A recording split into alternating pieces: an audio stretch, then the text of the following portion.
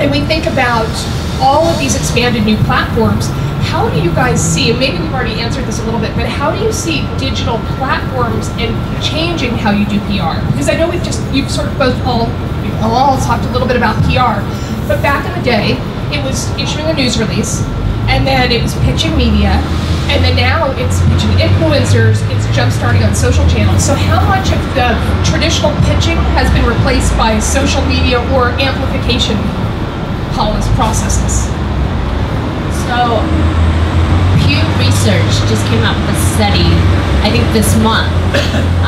They surveyed Facebook users and Twitter users, and it was 65% on both platforms, coincidentally, of Facebook and Twitter users both say that they use those respective platforms as a way to get their news, so as a source of news for them. So while earned media, which is what we call traditional media, just what you see on local news or on newspapers, those are still important because they still hold a reputation, they're credible because it's by a third party.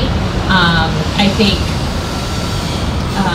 yeah, no, that's great. I mean, you're exactly right. You have these social platforms that are where people are consuming news, but you have press releases generating expert content of experts who are also solidifying the news. So it's creating that 360 circle. Yes. So and I know Bob's got some thoughts on that as well. No, it's Jeanette. I didn't mean to jump in. Go ahead. You want to jump in, please. Ladies first. I can always get Bob to talk. Yeah. So I see, I mean, similar to what you were saying, I see that there's still super importance in the traditional media relations outreach to like the local newspapers and local broadcast, but again, it's like we have this added layer of social media now, which is another way to engage. So the way I see it is really going back to your strategy and your target audience. So where is your target audience? I mean, if they're really active on Twitter, you know, let's think about how we're going to use Twitter to reach them there with content that they're going to like. In addition to that, I see that there's a huge opportunity for getting to know the journalists and the influencers that are interested in in your product or your service,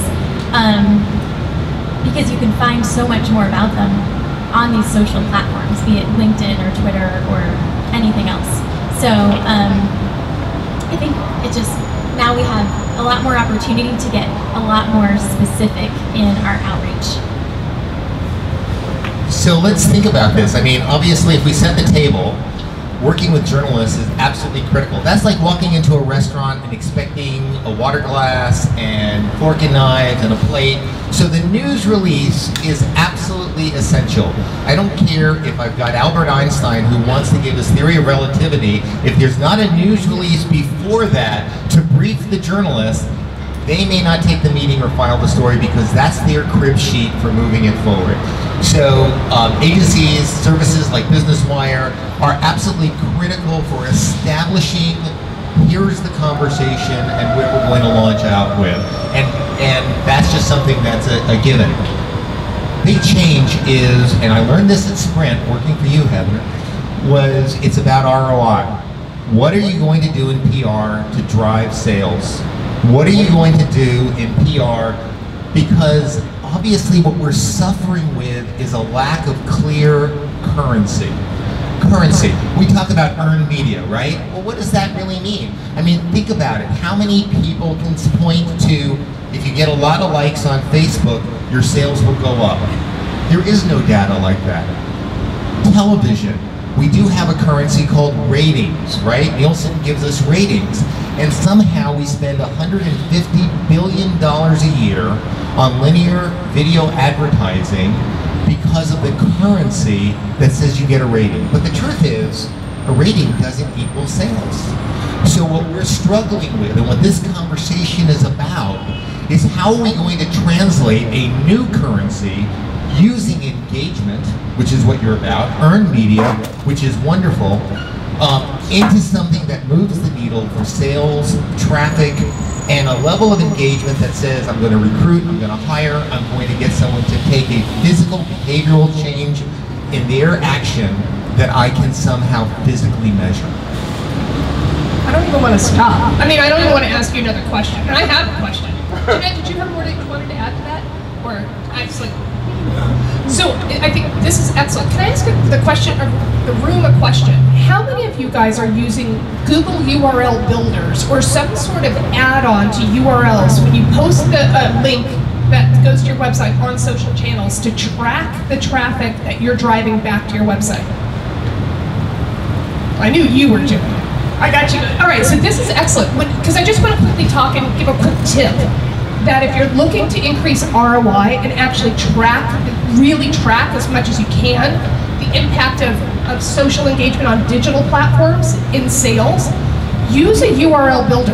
Whatever analytics program you have, they have one of these, and it's called the URL builder, and it's a string of words that you put on the end of a URL, put a hyperlink in, and then when somebody clicks that link and goes to your website, it's going to tell you if it's the first time to their site, the third time to the site, it's going to tell you where they go on your site. We actually internally just discovered that we started doing this, our landing page is not converting. So now I'm doing a great job driving my traffic into a site, but we're not converting on that site. We did not know this until we started using URL builders, right? We just knew traffic was coming in or something was happening. So now we're fixing the landing page. So now what will happen is, so we already know, so you're going to get a lot of information through URL builders. You may even find that you did a news release and someone purchased. So you can track a lot more if you use that analytics. But Do you have a favorite tool that you like when you're on? Yeah, I love Google. We have Google Analytics on our site, so I use the Google Analytics, and I just Google searched the term URL builder. The very first thing that came up, I click that link, I fill in the form, it gives me a link, I tack it on the end of my URL, hyperlink it behind using a bit.ly link or something, and done. It is genius, it's super easy to do, and it really helps me track the inbound traffic.